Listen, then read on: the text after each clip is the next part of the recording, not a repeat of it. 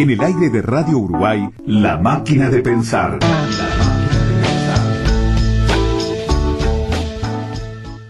Dos autoras que vienen de distintos continentes, muy diferentes entre sí, pero que me fascinaron estos días. No las conocía. El primero es de una japonesa que es un libro que editó Alfaguara hace muy poquito, una autora japonesa que parece que en Japón es muy famosa, es como una Murakami femenina, y se llama Hiromi Kawakami. Y el libro... Mucho gusto. Mucho gusto. Y aparte lo tengo que leer siempre porque todavía no me acuerdo de memoria. Bueno, si pones B es Kawakami. Es como Kawasaki, pero Kawakami. Exacto. Es una cosa ahí media... Bueno, el libro se llama El cielo es azul, la tierra blanca, y tiene un subtítulo que dice Una historia de amor. Cosa que yo cuando lo agarré, dije, yo soy así dura y así que... Si no es del siglo XIX, digas... Claro, si ya me dicen una historia de amor, yo digo, ay, en serio, bueno, pero dije, no, lo voy a agarrar así sin saber. Y la verdad que me llevé tremenda sorpresa porque es un hermoso libro, muy delicado, muy japonés, escrito con una... contención, hasta con frialdad te diría, es decir, eso de una historia de amor agarrémoslo con pinzas. Hiromi Kawakami es una autora, bueno, como te dije, muy conocida, nació en 1958 en Tokio y estudió ciencias naturales y fue profesora de biología, cosa que me pareció un dato no menor porque la naturaleza está muy presente en este libro y de manera muy bella. Y bueno, y en el 94 aparece su primera novela y allí empieza una carrera meteórica y con muchos premios además. Y parece que esta novela, El cielo es azul, la tierra blanca, tuvo muchísimo éxito, ganó un premio muy importante que fue el premio Tanizaki en Japón. Y también tiene una adaptación al cine que me gustaría ver un poco o sea que le hicieron película. Le hicieron película. Y también le hicieron tiene una adaptación en cómic que en manga, así que imagínate, es como una historia muy famosa. O sea que esta misma historia que estoy leyendo acá, que es una de las escritoras más populares actuales del Japón, ¿no? O sea, es muy famosa. Es muy famosa, y bueno, y estaba como arribando a estas costas con este libro y con otro que capaz que después más adelante lo comentamos, que todavía no lo terminé, pero te cuento un poco de este libro, que es una historia, una historia de amor, sí, es una historia de amor, pero es una historia muy especial porque tenemos a una protagonista que se llama Tsukiko, que es una mujer de 38 años, casi 40 años, muy particular porque lleva una vida muy solitaria ahí en Tokio, no se conecta mucho con la gente de su generación, muy solitaria, tampoco es una persona muy brillante, trabaja, no sé qué, pero no tiene nada, supuestamente no le vemos nada de particular a este personaje. Un día se encuentra en una taberna con un ex profesor del instituto, un profesor de lengua japonesa, que es este profesor... Ex profesor de ella. Que había sido profesor es mayor. Sí, es mayor, él tendrá... Es jubilado, tendrá 70 y pico de años, y ella, tiene casi 40. Y estos personajes se encuentran de manera así, casual, sin programarlo, digamos, se encuentran cada tanto en esa taberna y comparten comidas, bebidas, toman sake. Hay una descripción también de las comidas muy particular, esas comidas tan exóticas para nosotros, ¿no? Sí. Todo pero con ese ahí está ritmo. la sensualidad también, ¿no? Exacto.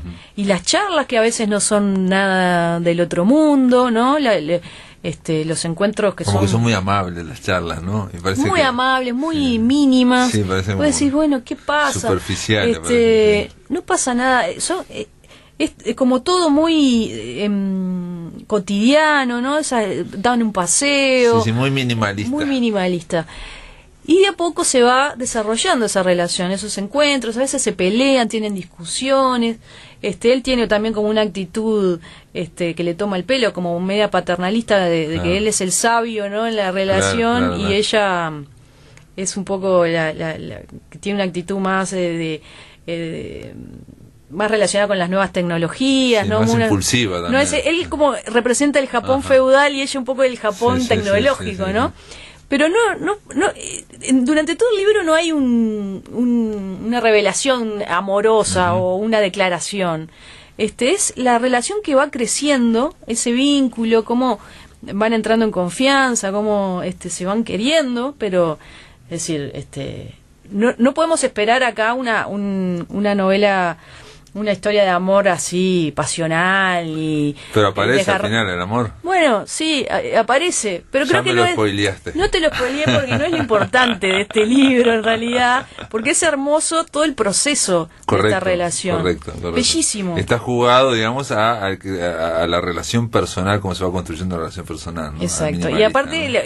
Que es curiosa porque además esa diferencia de edad, sí. Son como esos seres perdidos, solitarios en Tokio. Y donde no se explica por qué tampoco, ¿no? ¿Por qué eso no? ¿Por qué pasa esa conexión? Claro, bueno, un poco después vamos capaz que entendiendo. Y bueno, muy muy lindo también, los personajes salen de la ciudad en algún momento, el tema de la naturaleza, como te decía, la presencia de la primavera, los cerezos, esa cosa tan japonesa, muy lindo contado.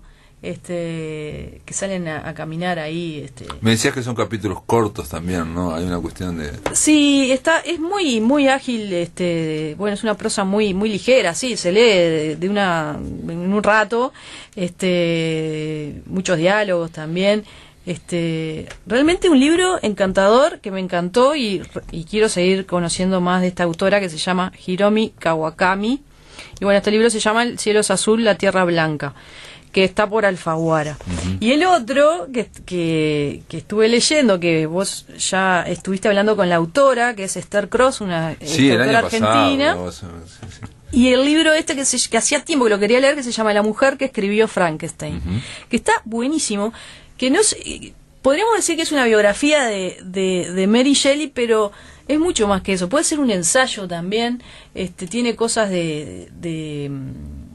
hasta históricas, ¿no? Es como muy complejo, es complejo encasillarlo, porque el libro es muy sencillo de leer, es muy, está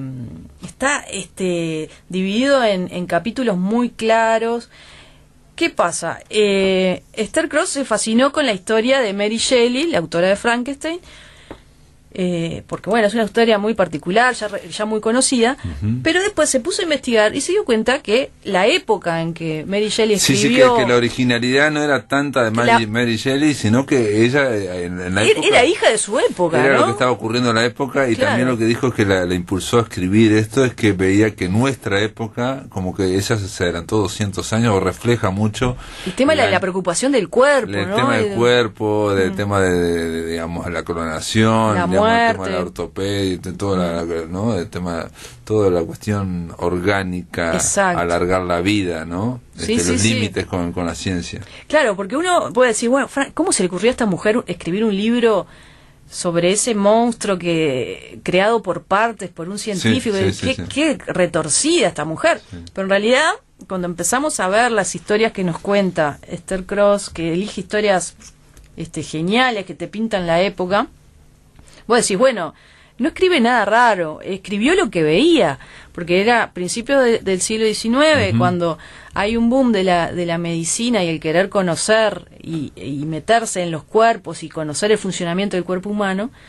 Y cómo lo que hay al principio del siglo XIX es un boom de la anatomía, ¿no? La anatomía, es necesario mostrar y abrir todo el cuerpo y demostrar que no hay alma, en fin, que no sé qué, no sé cuánto. Exacto. Y entonces eso generaba mucho miedo también, en las facultades de medicina se precisaban muchos cadáveres porque cada vez estudiaba más, ¿no? Y aparte había pasado el siglo, digamos, anterior, el siglo XVIII, bueno, el siglo de las luces, se había abierto todo, y sobre todo en Inglaterra tenían una fuerza esas facultades de medicina.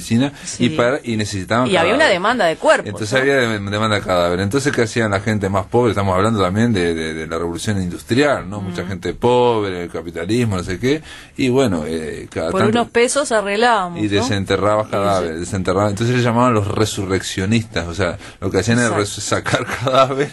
Estaban calentitos todavía. Exacto, y ellos los sacaban. Era una locura. Comentábamos, ¿no? Que un mundo que el que no tenía dinero seguramente terminaba en la mesa de un médico, ¿no? En una universidad.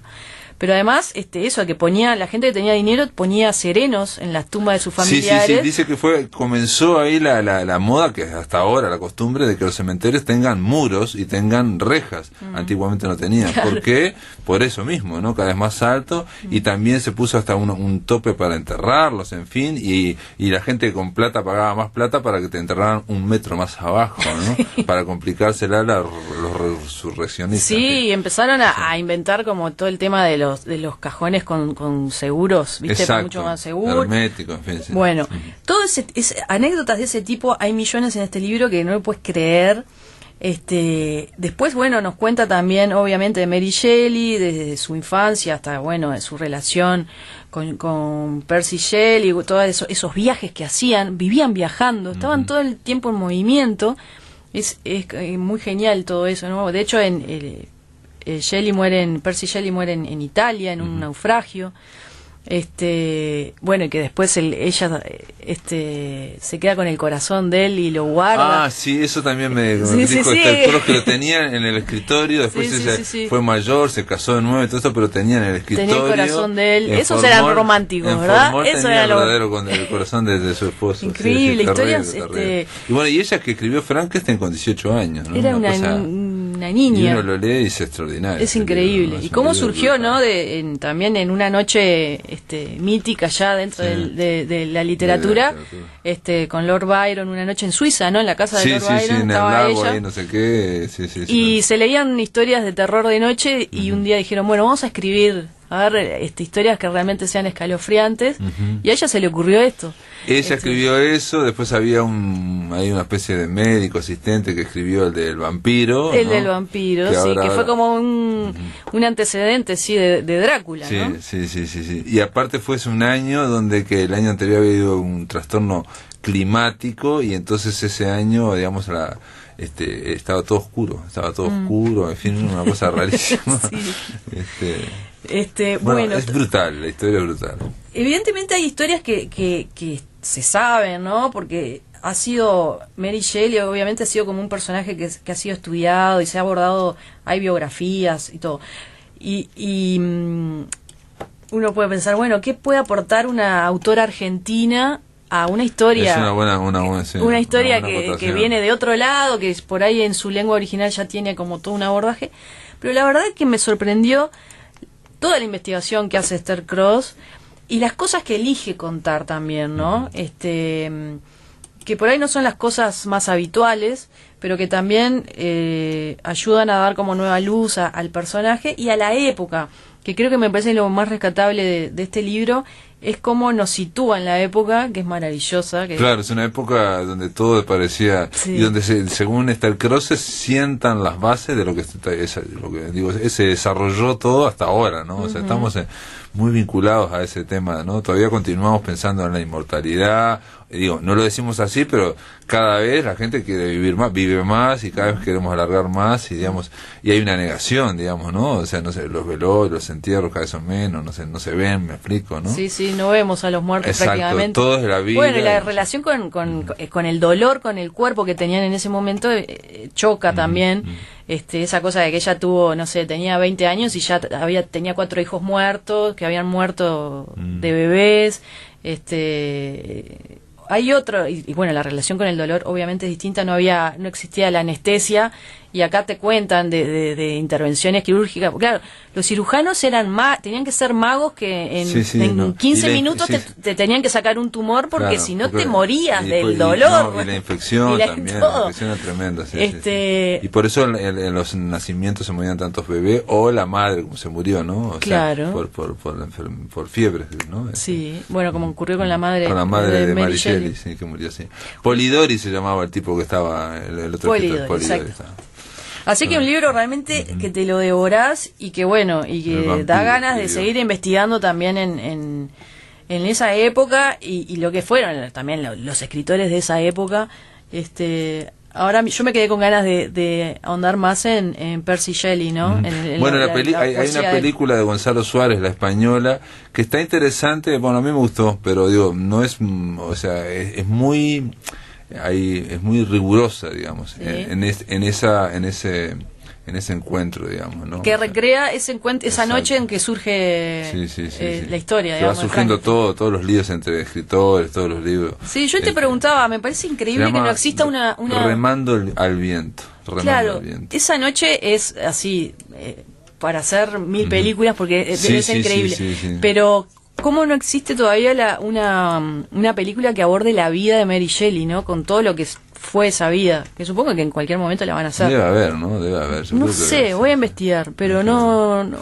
Lo que es interesante, como decís vos, es toda la vida de Mary Shelley y no esa solo ese episodio. Esa reunión, ese episodio que es tan emblemático y que ha sido pasado. Yo creo que he visto 3 películas en torno a ese episodio, pero no la vida de Mary Shelley, que es su madre era pionera del feminismo, una pionera feminista, socialista, anarquista, una cosa impresionante.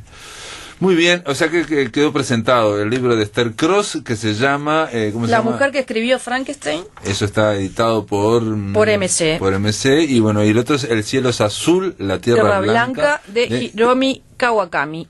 Muy bien, gracias por estar aquí. En el aire de Radio Uruguay, La Máquina de Pensar.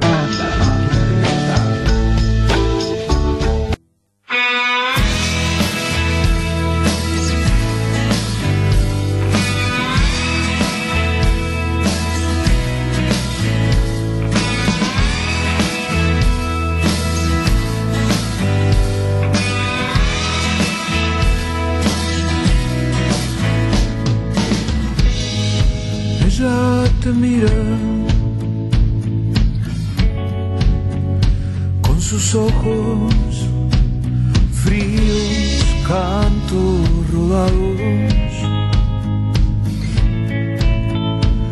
a la orilla del río.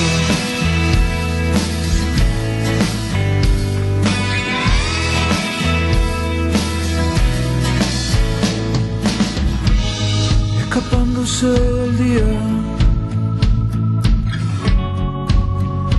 de la hogaza y del hollín, ella te mira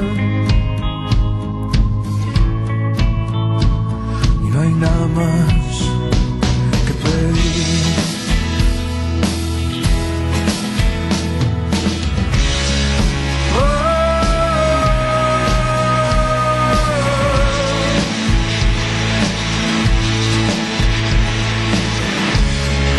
Ya te muestra lo que sos.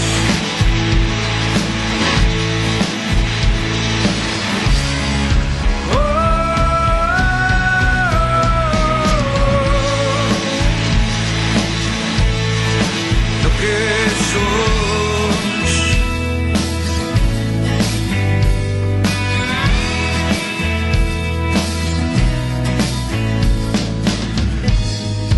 Ella nos mira,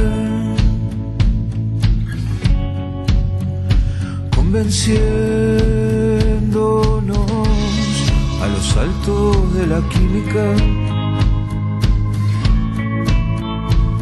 a los tumbos del amor.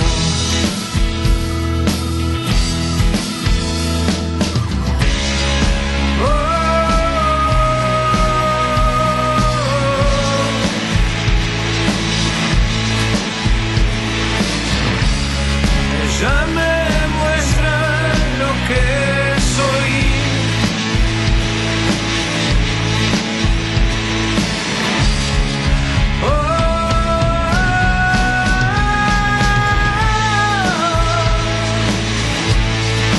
Lo que soy.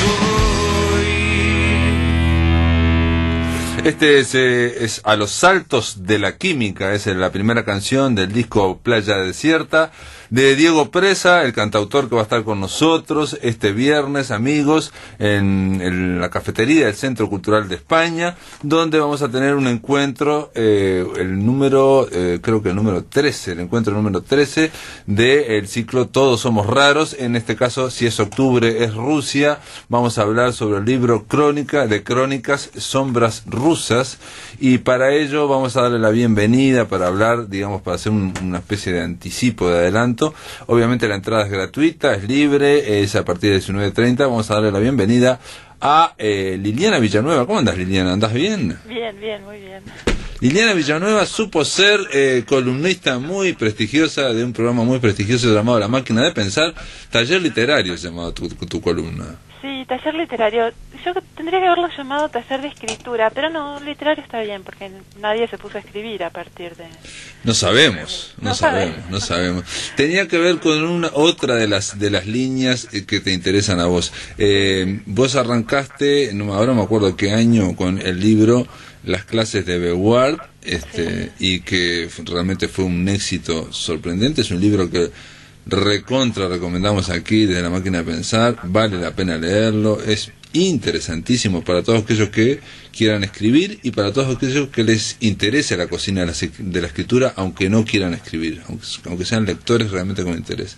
Sí, pero Sombras fue anterior a las clases, ¿Eh? Estaba escrito antes, Sombras Rusas. ¿Sombras Rusas está escrito antes? Sí, tenía otro título, se llamaba Moscú no cree en lágrimas. Sí, vos lo decís acá. Así que estaba escrito como libro antes, a ver, ¿cómo es eso? Estaba escrito, lo empecé a escribir allá por los 2000 y algo. Ujú. En el 2009 empecé a concretar, hay que juntar bastantes crónicas para armar un libro. Y sí, tenía una primera versión de este libro que era más periodística. Y no digo que era casi la mitad, porque después se amplió mucho, pero bueno, mucha gente que lo leyó, que yo pensé que ya estaba listo. Lo había hablado ya con el editor y tal, pero la gente que lo había leído me dijo, mira, está bien, me gusta, había entusiasmo, todo, pero no se entiende muy bien qué estás haciendo en Rusia. No estás vos, me decían. ¿Y a Eve se lo diste a leer? ¿A Eve Ward? No. Se lo di hace poco. Sí. Ah, o sea que ella no lo leyó antes. Ella conoce las historias porque muchas las trabajé en el taller. Ajá. Sí, en realidad yo empecé a trabajar las historias de Rusia en el taller de Eve. En el taller de Eve Ward, en el taller de Liliana Hecker también. Eso debe haber sido el 2005, mira todo el tiempo que pasó. Lo que pasa es que hasta que terminás un libro, lo terminás de escribir, lo terminás de corregir, se lo das a un editor, el editor te promete cosas. Claro. Después cumplirá o no. Sí, Muchísimo tiempo, vos lo sabés. Claro. Esto hay que aclarar, Liliana Villanueva vivió en Moscú, vivió en Rusia a fines de los años 90, cuando Rusia obviamente ya se había disuelto a la Unión Soviética y estaba, haciendo esa transición feroz, salvaje, a toda velocidad al capitalismo, ¿no? Ya la había hecho, digamos, y vos llegaste unos 3, 4 años después y, viste lo que era eso, ¿no? Y algo hay varias cosas en este libro, en Sombras Rusas. Una es la visión que puede tener alguien del Cono Sur, de América, ¿no? Alguien rioplatense de lo que es Rusia, ¿no? O sea, es que es muy difícil transmitirla y vos la transmitís, para mí, notablemente, y como todo lo grande y gigante se transmite por detalles, ¿no? O sea, aquí hay un capítulo donde Liliana Villanueva va a comprar leche, 1 litro de leche sola en Moscú y es toda una aventura y está muy bien escrito, ¿no? O sea, uno ve o imagina que ve todo el carácter ruso, todo el temperamento, todo lo que ocurre y no ocurre prácticamente nada en esa comprada de 1 litro de leche, ¿no? No ocurre nada, pero entras y hay olores y miradas de la gente y uno se siente totalmente extraño. Fueron los primeros días en Moscú, mi primera compra, y mi primera compra sola, además, sin traductores, sin acompañantes, sin amigas o amigos rusos, y era como entrar a otro planeta, más o menos. El negocio se llamaba Leche, así, directamente, Leche, Malakó, se dice en ruso. Y uno supone que en un donde, no sé, en un cartel a la calle donde dice leche, venden leche. Claro. Pero bueno, era todo un trámite comprar o llegar a ese litro de leche, ¿no? Muchas empleadas que tampoco sabían muy bien si eran empleadas o empleadas del Estado. Eran los últimos, eso fue en 1996, principios del 96, y fueron los últimos años donde había esos negocios estatales, ¿no? Ah, ese era un negocio estatal, eso no lo entendí. Claro, lo que pasa es que no existía el negocio privado en ese momento, recién estaban apareciendo los kioscos, los restaurantes. Me acuerdo que había un restaurante italiano. Había sí restaurantes georgianos de Georgia, que era la ex Unión Soviética, y eso ya era una especie de... exótico, ya era un poco exótico. Claro, pero, en esta compra de 1 litro de leche, para que se hagan una idea, hay alguien que está en la caja, hay alguien que atiende en otro lado, hay alguien que está atrás de un mostrador, y todas, no hay nadie de clientes, y todos se miran y nadie dice prácticamente nada, digamos. Entonces claro, es algo muy raro. Uno cuando uno está acostumbrado a una cierta, no sé llamarlo cordialidad, cuando entra a un lugar, sonríe, saluda, trata como de ubicarse en ese lugar a través de palabras. Pero en Rusia no es así. En Rusia, sobre todo en esa época, ahora ha cambiado mucho, por supuesto, cambió al año o a los 2 años, ya era otro mundo. Imagínate que ibas a un supermercado, había abierto un supermercado de Finlandia, donde la carne, era muy difícil conseguir carne, porque no se vendía directamente. Había en los mercados, como en el África, no sé, un pedazo de vaca colgada, muy con moscas alrededor, muy interesadas en ese pedazo de carne. Entonces habría, por ejemplo, un supermercado de Finlandia, pero la cajera era rusa, y era una cajera con mentalidad soviética. Entonces ibas a la caja y no te atendían, porque no existía la idea del cliente como consumidor. Sí, hay digamos, la famosa burocratización estatal se daba en lugares que uno no pensaría, digamos, que es, por ejemplo, eso, en una cajera que está atendiendo con clientes, digamos. Y que está hablando por teléfono, porque en ese momento el teléfono porque nosotros, era gratis. Claro, perdón, si nosotros vamos ahora a una oficina pública uruguaya o lo que fuere, estamos acostumbrados a que pueda ocurrir eso, ¿no? Pero si vas a un supermercado con la cajera, no estás acostumbrado a que tenga la misma actitud que ese funcionario de repente que está hablando por teléfono. Yo creo que un funcionario uruguayo tiene 1000 veces más cordialidad que cualquiera tremendo que cualquier vendedora de leche en Rusia en ese momento. Tremendo. Bueno, son los eslavos. Una cosa que aclarás en tu libro, que digo, una serie de cosas que vas dando a lo largo del libro, es que, por ejemplo, que los mongoles estuvieron como 400 años y los tártaros estuvieron 300 años, y que hay un refrán en Rusia que dice que vos rascás abajo de la piel de un ruso y surge un tártaro, ¿no? Surge el tártaro. Eso lo dicen los propios rusos. Sí, eso lo dicen los rusos. Pues hay montones de frases. Hay frases, por ejemplo, siempre relacionadas con sí mismos o con lo extraño en la idea del ruso, o con los alemanes o los franceses. Por ejemplo, dicen lo que es bueno para un ruso mata al alemán. Claro. ¿No? O sea, es más o menos a ese nivel. A la vez viven la literatura de una forma increíble, ¿no? Claro, y lo mismo que las películas, o sea, tienen realmente, por lo menos por lo que trasluce tu libro, una fascinación y realmente aman, ¿no?, los libros.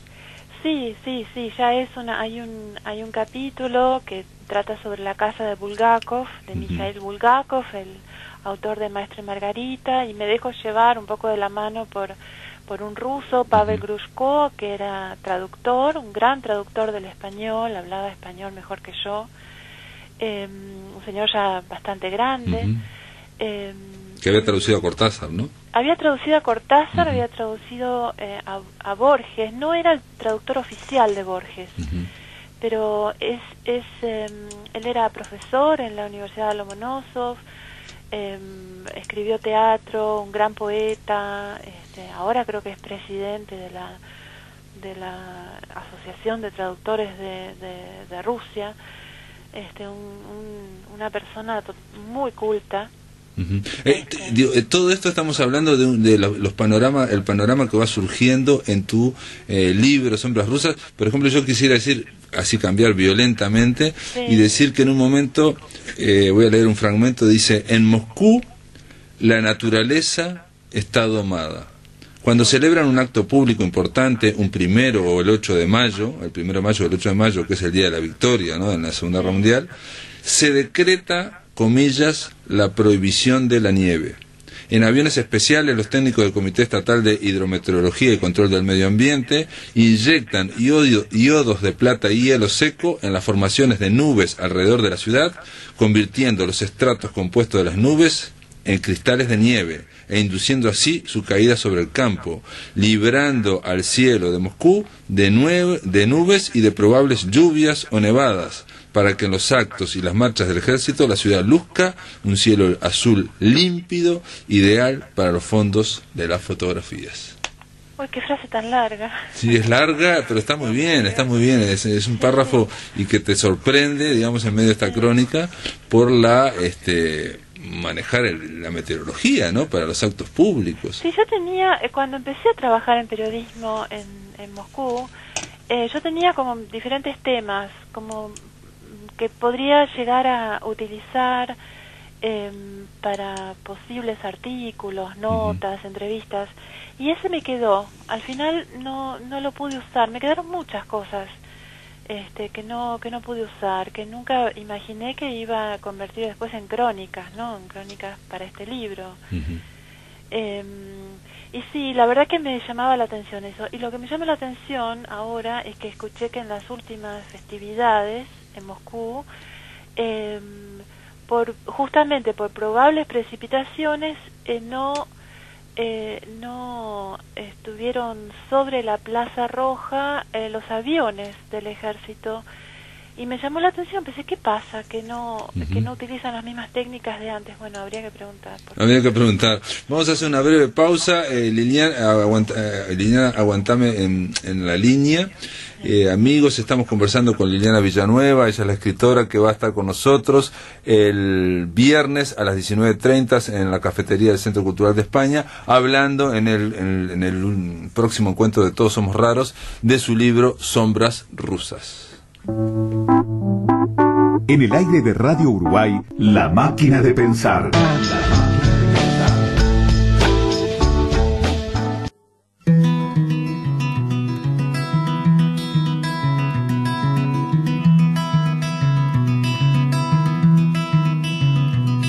La canción verdadera es tan dura como una piedra y ataca salvajemente cuando menos se la espera, cuando menos se la espera.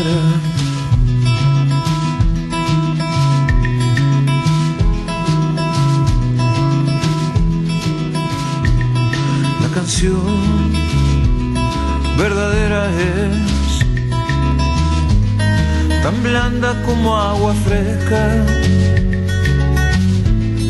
nos saca la sed del viaje por estas rutas desiertas, por estas rutas desiertas.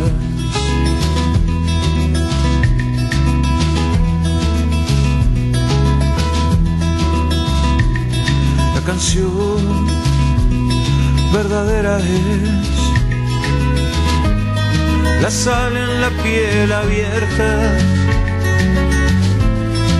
te obliga a seguir buscando más lejos que las estrellas, más lejos que las estrellas.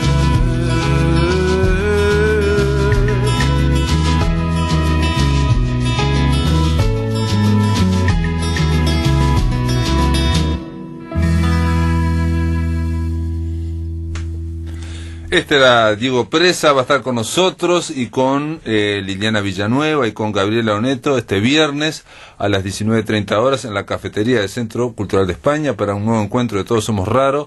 Se llama La Canción Verdadera, su tema, y este es parte del último disco, el último trabajo de Diego Presa, que se llama Playa Desierta. Estamos conversando aquí en La Máquina de Pensar con Liliana Villanueva, ya está del otro lado de la línea, allá en Buenos Aires, sobre este libro Sombras Rusas, tratando de dar un panorama, digamos, de lo que es difícil dar un panorama a este libro porque por un lado tiene detalles muy cotidianos de lo que es la vida y de lo que fue tu experiencia, Liliana, allá en Rusia a fines de los 90, por ejemplo, en un momento donde había la explosión, digamos, porque en Rusia hubo una especie de transición, sin transición, se pasó directamente al capitalismo, sin banco central, sin leyes de marco regulatorio, en fin, y hubo mucha gente algunos que se hicieron multimillonarios, entonces se ve ahí que los multimillonarios, por ejemplo, tomaban champaña que costaba carísima y los mozos sabían que tenían que dejar las botellas en las mesas para que se vieran las botellas vacías. $100 costaba. Después me enteré. ¿Cuánto costaba, perdón? ¿Cuánto costaba? $100 la botella. $100 la botella. Después me enteré que en Islandia, los nuevos ricos islandeses, la botella de champán costaba 1.000 euros. Sí, Barbaridad. sí. Bueno, esas cosas locas de...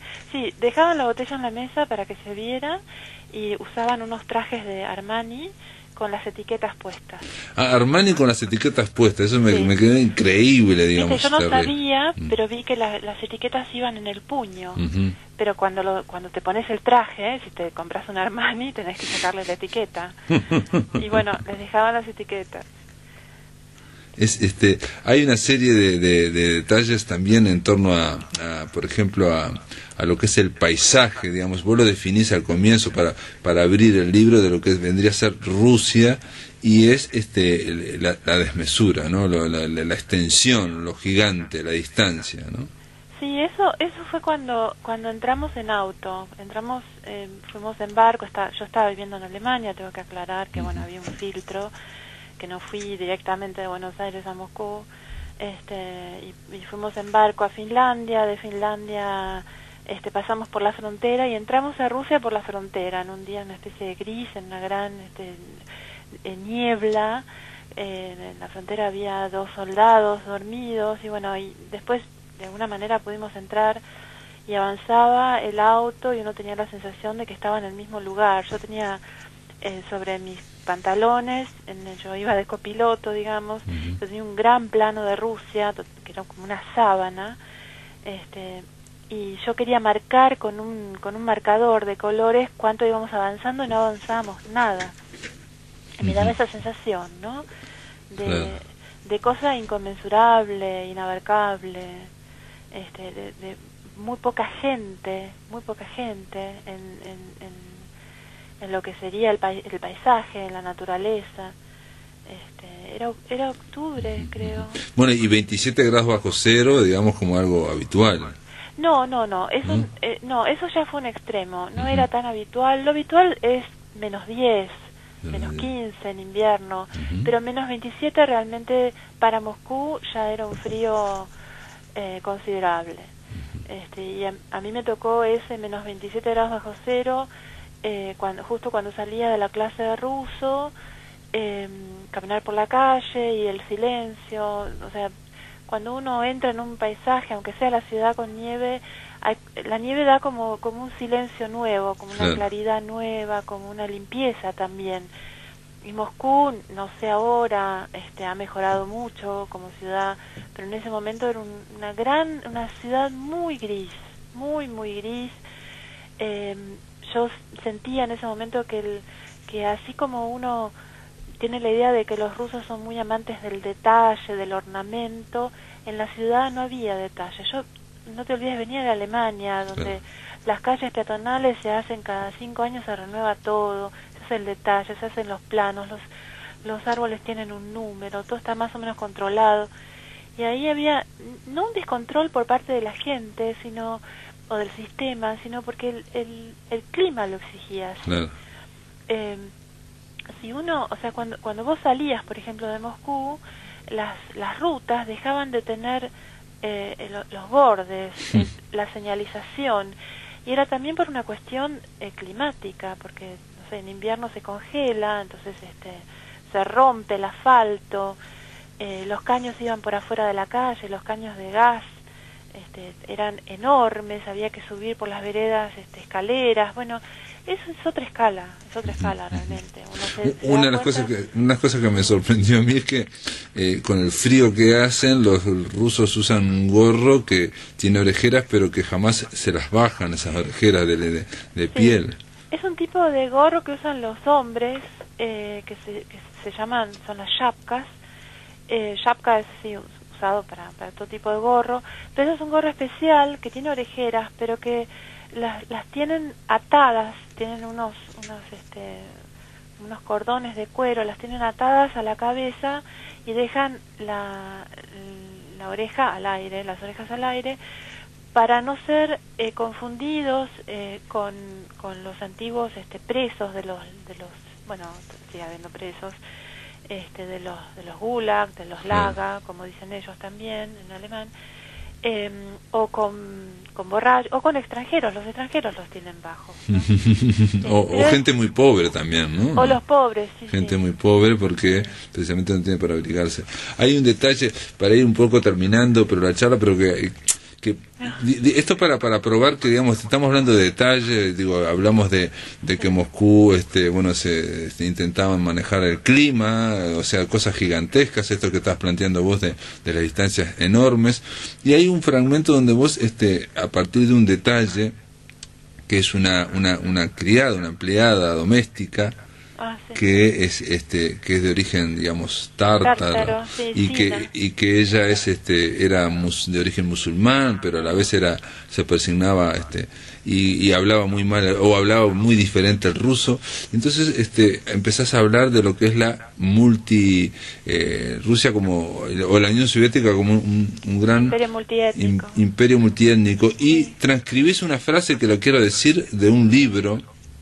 La quiero leer a los amigos que nos están escuchando, Rusia como reino multiétnico, porque da una dimensión diferente de cómo manejamos todos nosotros el tema del hundimiento de la Unión Soviética, ¿no? O sea, todos tenemos que, digamos, el relato nuestro es que la Unión Soviética se hundió por las contradicciones de el estatismo, del capitalismo de Estado que tenían, digamos, de la burocratización extrema, y por las propias contradicciones y bueno, obviamente por la falta de libertad, en fin, se hundió, digamos, ¿no? Se desapareció en poco menos de un año, en 2 años apareció.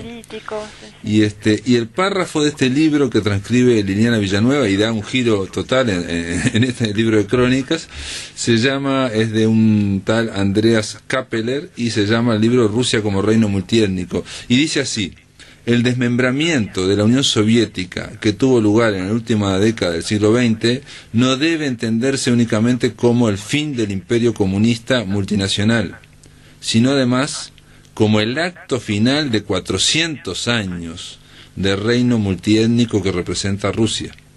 Por este motivo, las teorías que reducen la caída de la Unión Soviética a la crisis del sistema socialista son insuficientes, debido a que no toman en cuenta la larga herencia étnica del Imperio ruso. Desde una perspectiva más amplia, la descomposición del sistema soviético debe entenderse como parte de un proceso universal mucho más general, el de la ruptura de los imperios poliétnicos y su fragmentación en estados nacionales, ¿no? Que hoy tenemos lo de Cataluña, en fin. Lo que en Europa pudo verse como, por ejemplo, en el reino otomano, ¿no? El reino otomano, que era multiétnico, digamos, el imperio que después apareció Turquía, o en el imperio de los Habsburgos, yo diría el imperio austrohúngaro, en el siglo XIX y principio del siglo XX, cuyo proceso significó además la descolonización de amplios sectores ajenos al territorio. Desde esa perspectiva, la Revolución de Octubre y el régimen soviético significaron para este proceso histórico de descomposición de los estados multiétnicos, de los reinos multiétnicos, una ralentización de algunas décadas solamente. Es sorprendente, porque uno se pone a pensar, claro, eso fueron 70 años, digamos, lo que duró, digamos, la URSS, y bueno, como que enlenteció ese proceso que venía imparable. Sí, seguramente. Es algo sorprendente. Y sigue estando, o sea, uno de los fines principales del sistema soviético era convertir a todos los miembros de ese sistema, no los quiero llamar ciudadanos, porque en soviéticos, sí, en el homo soviéticos, a tal punto que te encontrás, por ejemplo, con rusos o rusas en Georgia, que han nacido en Georgia, y que no hablan ruso, o que hablan un ruso raro, o que no saben muy bien dónde están, o que de repente, habiendo nacido y vivido toda su vida en Georgia, por ser ruso blanco, ¿no? Que aparece en los ex pasaportes soviéticos, estaban el origen de la etnia, es rechazado, y la gente no sabía si quedarse o irse, ¿no?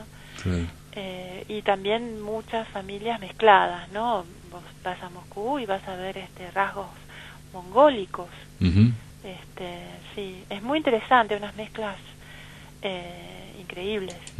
Yo sé que a Liliana Villanueva no le gusta, pero Emmanuel Carrère, el escritor francés, pero él habla de su madre, que es una sovietóloga, una historiadora, y se hizo muy famosa en Francia porque fue la que pronosticó que cuando, digamos, estaban en plena Guerra Fría, digamos, principios de los años 70, principios de los años 70, ella escribió algo diciendo que la Unión Soviética no iba a durar más allá del 89 o 91, dijo de los 90, principios de los 90, y bueno, le acertó y se hizo muy famosa.